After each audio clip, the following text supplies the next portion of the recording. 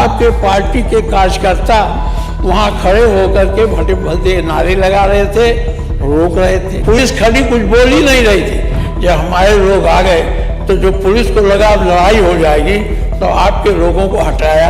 इसके बाद फिर वहाँ हमारे साथ अभद्र व्यवहार हुआ, गाली गुप्ता भी दिया, तो जो है रोक के गुंडई की गई। आप लोकतंत्र रक्षक हैं और आपके क्षेत्र में अगर हमें नहीं जाने देना था तो हमको सर्किट हाउस में रोक देते, लेकिन ले जा करके वहाँ मुठभेड़ कराना ये अच्छी बात नहीं थी। मुख्यमंत्री जी, समाजवादी पार्टी और लोकतंत्र ये नदी के दो अलग अलग छोर हैं। कब से लोकतंत्र में लोगों का विश्वास हो गया, इनके मुंह से ये शब्द शोभा नहीं देते हैं। उत्तर प्रदेश विधानसभा का मॉनसून सत्र आज से शुरू हो चुका है, लेकिन पहले ही दिन सदन में गोरखपुर के विरासत गलियारे मुद्दे को लेकर तीखी नोकझोंक देखने को मिली। नेता प्रतिपक्ष माता प्रसाद पांडे ने इस मुद्दे को उठाया, जिसके जवाब में मुख्यमंत्री योगी आदित्यनाथ ने समाजवादी पार्टी पर जमकर निशाना साधा। आइए जानते हैं इसकी पूरी कहानी। सत्र की शुरुआत होते ही नेता प्रतिपक्ष माता प्रसाद पांडे ने गोरखपुर में बन रहे विरासत गलियारे को लेकर गंभीर आरोप लगाए। उन्होंने कहा कि सपा के राष्ट्रीय अध्यक्ष अखिलेश यादव के निर्देश पर वे गोरखपुर के व्यापारियों की समस्याएं सुनने गए थे, जिनकी दुकानें तोड़ी जा रही हैं और मुआवजे की बात नहीं हो रही। माता प्रसाद ने बताया कि पांडेहता जटाशंकर चौराहे पर उनके साथ बदसलूकी हुई, उनकी गाड़ी को रोका गया, बोनट पीटा गया और अभद्र तरीके से नारे भी लगाए गए। उन्होंने कहा कि पुलिस वहां बस खड़ी हुई इस पूरे वाकया को देखती रही, यह लोकतंत्र के लिए ठीक नहीं। पांडे ने मुख्यमंत्री पर इस घटना की जांच की मांग भी की। उसके जवाब में मुख्यमंत्री योगी आदित्यनाथ ने सपा पर तीखा हमला बोला। उन्होंने कहा कि सपा और लोकतंत्र नदी के दो अलग अलग छोर हैं। सपा को लोकतंत्र पर बोलना शोभा नहीं देता है। योगी ने पांडे को नसीहत देते हुए कहा कि वे वरिष्ठ नेता हैं, लेकिन सपा उन्हें मोहरा बनाकर राजनीति कर रही है। सीएम ने दावा किया कि गोरखपुर में विरासत गलियारा पुराने मंडी को पुनरुद्धार और भीड़ भाड़ को खत्म करने के लिए बनाया जाता है। उन्होंने कहा कि 3 दिन पहले उन्होंने खुद व्यापारी से मुलाकात की थी और मुआवजे का आश्वासन भी दिया था।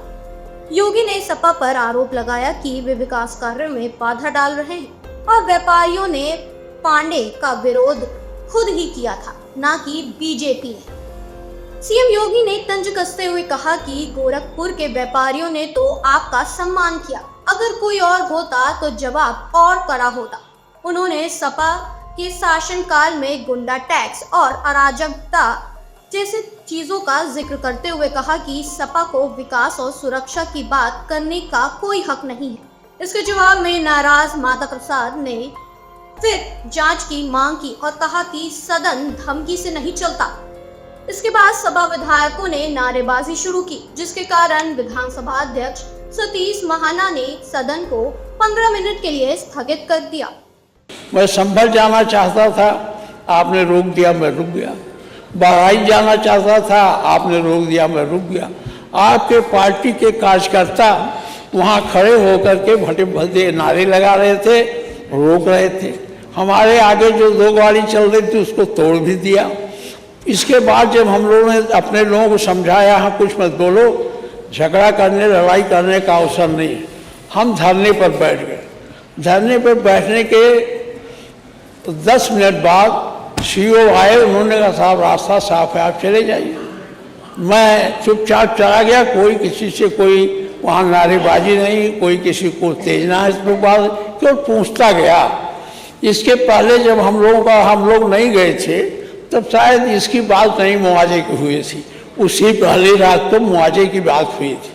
हम लोग मिलते गए, बात करते गए, वहाँ भी कुछ नहीं हुआ।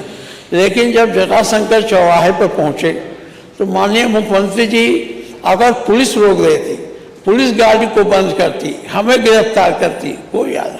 आपके लोग जिसमें अधिकांश आपके पार्टी के कार्यकर्ता नहीं थे, पता नहीं कौन लोग थे, गाड़ी के सामने आ गए, बोनेट पीटने लगे, फाटक खोल के खींचने की कोशिश की। हम फाटक बंद कर लिए, उनको समझाए कि इस तरह से प्रदर्शन नहीं होता, हम लोग बहुत किए हैं, आपको जो कहा लीजिए, हमको जाने दीजिए। वो नहीं जाने दे रहे थे। इतने में हमारे पीछे के लोग जब आ गए, पुलिस खड़ी कुछ बोल ही नहीं रही थी। जब हमारे लोग आ गए तो जो पुलिस को लगा अब लड़ाई हो जाएगी तो आपके लोगों को हटाया। काले झंडे दिखा रहे थे, काला झंडा एक हमारा पार्टी का करता खींच लिया। मुख्यमंत्री जी उनको काले झंडे नहीं मिले तो काले छाते ले आए और छाता मेरे सामने ऐसे ऐसे घुमाने। अरे हमने कहा यार झंडा दिखाना तो सीख लो, क्योंकि सरकारी दल में वो विपक्ष में बहुत रहे हो, हम लोग ये बहुत किए हैं। इसके बाद फिर वहाँ हमारे साथ अभद्र व्यवहार हुआ, गाली गुप्ता भी दिया, मेरी गाड़ी को तोड़ने की कोशिश की। मैं पुलिस के बीच से मैं निकल गया, शांतपूर्ण ढंग से, बिना किसी उत्तेजना के, बिना किसी उसके मैं चुपचाप चला आया। यही वहाँ का दृश्य है। मैं ये कहना चाहता हूँ, लोकतंत्र में अगर मुख्यमंत्री के क्षेत्र में और मुख्यमंत्री के पार्टी के लोग इस तरह से किसी नेता के साथ करेंगे तो लोकतंत्र कैसे जीवित रहेगा। लोकतंत्र को बचाने की जिम्मेदारी आपकी है। ये मैं मानता हूं कि 10 मिनट में हटाने में हो सकता है सरकार का किसी का हाथ रहा हो, लेकिन आगे चल करके जब हम लोग कुछ बोल ही नहीं रहे थे, सारा मामला पार कर गए, 2 जगह रोक के गुंडाई की गई। यही बात मैंने प्रेस कॉन्फ्रेंस में कही थी। और यार मेरा एक ही कहना है कि आप लोकतंत्र के रक्षक हैं और आपके क्षेत्र में अगर हमें नहीं जाने देना था तो हमको सर्किट हाउस में रोक देते, पारे हाथा पर पुलिस लगा देते कि नहीं जाएंगे, हम नहीं जाते। लेकिन ले जा करके वहाँ मुठभेड़ कराना ये अच्छी बात नहीं थी। मुख्यमंत्री जी यही बात कहना था। माननीय मुख्यमंत्री। अध्यक्ष जी, समाजवादी पार्टी और लोकतंत्र ये नदी के 2 अलग अलग छोर हैं। इनका अरे सुनिए ना, लोकतंत्र में कब से विश्वास हो गया है, कब से लोकतंत्र में लोगों का विश्वास हो गया, इनके मुंह से ये शब्द शोभा नहीं देते हैं। स्वाभाविक रूप से संभल में जो नंग तांडव इन्होंने समाजवादी पार्टी सरकार के समय किया था, आज जब वहां पर उसका शुद्धिकरण का अभियान चल रहा है तो अगर आपको हवन डालना है तब तो ठीक बात है, लेकिन अनावश्यक रूप से हर एक जगह न्यूसेंस क्रिएट करना, अपनी नकारात्मकता से उस क्षेत्र के विकास को अवरुद्ध करना, संभल हो, बहराइच हो या गोरखपुर, ये समाजवादी पार्टी हर जगह यही करती है। गोरखपुर के विरासत गलियारे के बारे में पांडे जी आप तो इतने वरिष्ठ हैं, लोग आपको अनावश्यक रूप से मोहरा बना करके आपके कंधे पर बंदूक रख करके, अब आपको कम से कम इस उम्र में इस बात का ध्यान रखना चाहिए कि इस उम्र में सब नहीं होने देना चाहिए, जो आपके कंधे में बंदूक रख करके निशाना साधने का प्रयास कर रहे हैं। आपके 3 दिन पहले मैं स्वयं उस विरासत गलियारे का दौरा किया था, मालूम है ना। मैं एक व्यापारी से बात किया था और बातचीत करके, वो गोरखपुर की सबसे पुरानी मंडी है, आप तो गोरखपुर में पढ़े भी हैं, और सबसे पुराना बाजार है, लेकिन कंजेशन होने के नाते, अवैध कब्जा होने के नाते वहां पर उस कंजेशन को दूर करके आज सड़क बनाई जा रही है। आप लोगों ने अपने समय में तो कुछ किया नहीं। वहां के मासूम बच्चे दम तोड़ते थे बीमारी से, इंसेफ्लाइटिस से 700 से लेकर 1500 बच्चों की प्रतिवर्ष मौत होती थी। आपकी विधानसभा के भी और सिद्धार्थनगर जनपद के भी सैकड़ों बच्चे मरते थे। कभी आप लोग कुछ नहीं किए, विकास के लिए आप लोग कुछ नहीं किए। अपने समय में विकास का आपका कोई एजेंडा नहीं था। और अगर भारतीय जनता पार्टी की सरकार, एनडीए की सरकार विकास कराना चाहती है तो आपको इसमें भी बुरा लगता है।